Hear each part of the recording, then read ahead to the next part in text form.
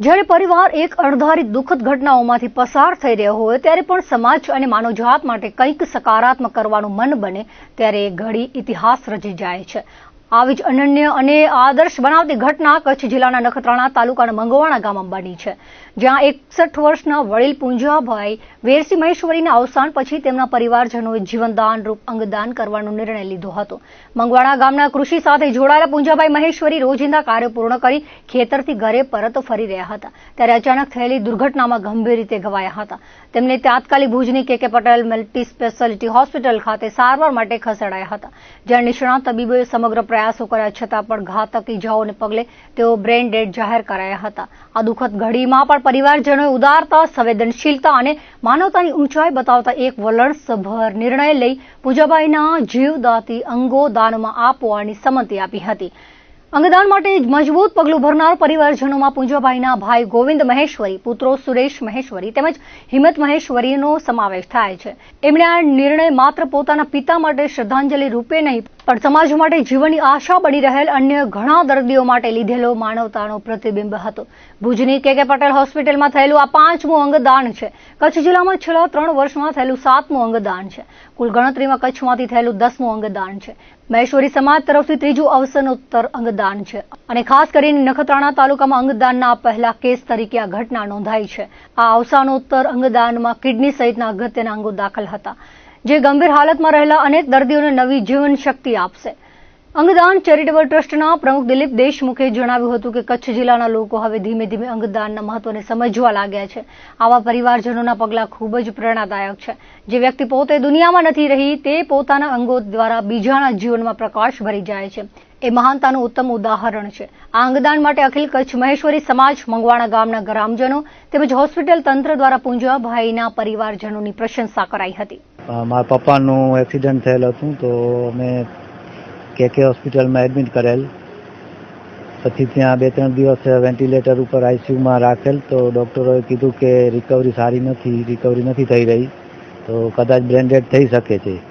અને brain dead થઈ ગયા પછી પણ એની બીજી પ્રક્રિયાઓ હોય છે કે અંગદાન વિશે એવી કોઈ હોઈ શકે, તો એમને વાત કરી તો અમે બી મગજમાં થોડુંક એવું વિચાર્યું કે આ સારો એક કાર્ય છે, તો બારે અમે બધા અમારા વડીલને બધા ભાઈઓ મળીને એનું નિર્ણય લીધો।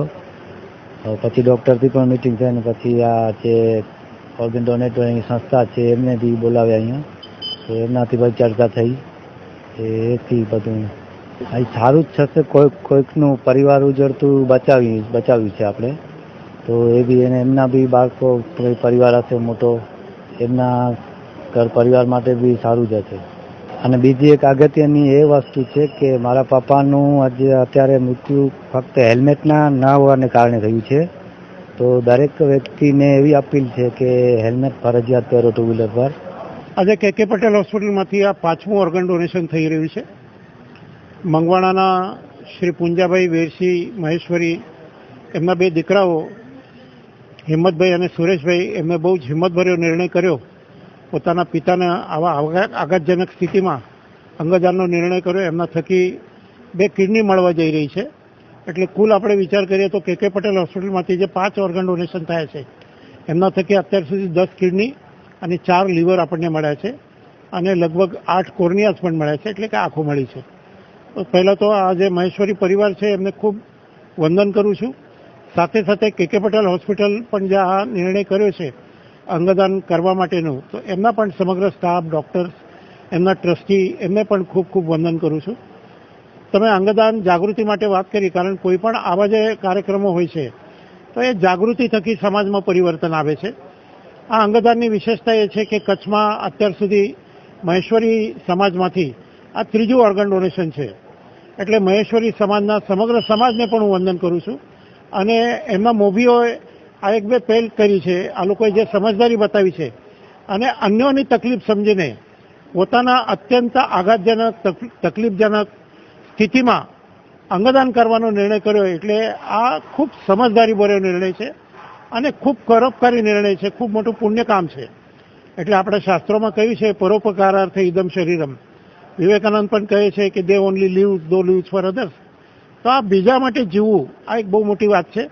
આ પ્રત્યક્ષ પુંજાભાઈની વાત કરીએ તો ગઈકાલે જ્યારે એમને સમજાવતા હતા ત્યારે એમના ગામના એક બીજા ભાર્ગવભાઈ કરીને વડીલ હતા, તો એમણે વાત કરી આખું જીવન આ પુંજાભાઈ બીજા માટે જીવ્યા છે, તો કેમને અત્યારે જતા જતા પણ આવું આપણે કામ કરીએ કે બીજા માટે ઉપયોગી થાય.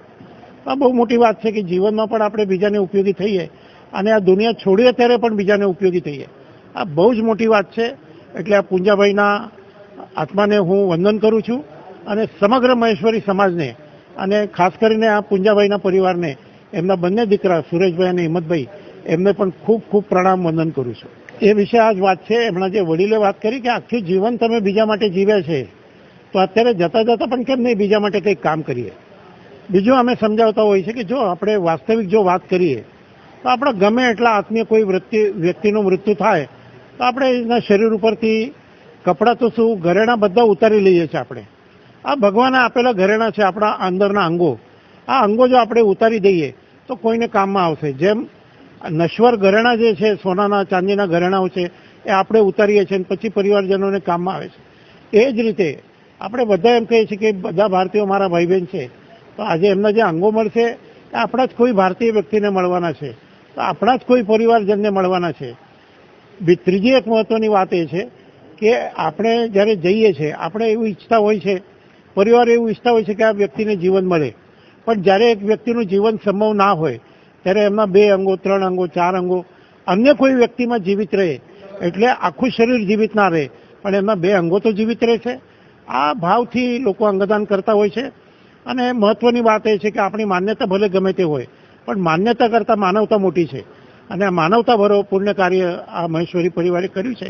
આ આમનો જે બનાવ બન્યો અને જે આવી પોઝિશનમાં આવ્યા, અમને એમના કુટુંબીજનોને કહેવામાં આવ્યું કે હવે આમનો કંઈ સારો થાય. પોતે સેવાભાવી માણસ હતા, વીએચપીના માણસ હતા અને સતત સેવા કરી છે અને એમના કુટુંબીજનોને એવું સમજાવવામાં આવ્યું અને એ લોકોએ એવા એગ્રી થયા કે જો મારા પપ્પા આવી સેવા કરી છે ગામ માટે અને જો હવે પણ મારા પપ્પા આવી રીતે જે હવે અંત નજીક છે તો એમને એવો એક નિર્ણય લીધો કે આમના જે અંગદાન કરવાનો છે એના કારણે હમણાં પણ સેવા કરી છે અને આમના અંગ બીજાને ઉપયોગી થાય અને બીજાનામાં જેમને જીવનો જોખમ છે એમને મારા અંગ આવશે અને એને નવું જીવનદાન મળશે, એવું અમને પૂર્ણ મળશે.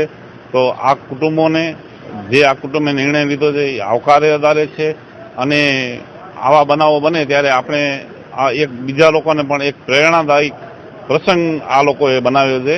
એના માટે હું ખૂબ ધન્યવાદ આપું છું આ નિર્ણય લેવા માટે આ કુટુંબને કે જે આવો સરસ મજાનો નિર્ણય લીધો અને બીજાની જિંદગી, નવી જિંદગી માટે આ લોકોનો જે એક ઉદ્દેશ્ય હતો એ પ્રેરણારૂપ બનશે. લોકોને એવી અપીલ કરીશ કે આ એક કુદરતી વસ્તુ છે, મૃત્યુ બધાનો આવવાનો જ છે, પણ આવો એક જે કઠિન નિર્ણય લેતા હોય છે કે આના કારણે બીજાની જિંદગી બચે, તો વધુમાં વધુ લોકો આવા નિર્ણયો લે એવો હું તમામ લોકોને અપીલ કરું છું.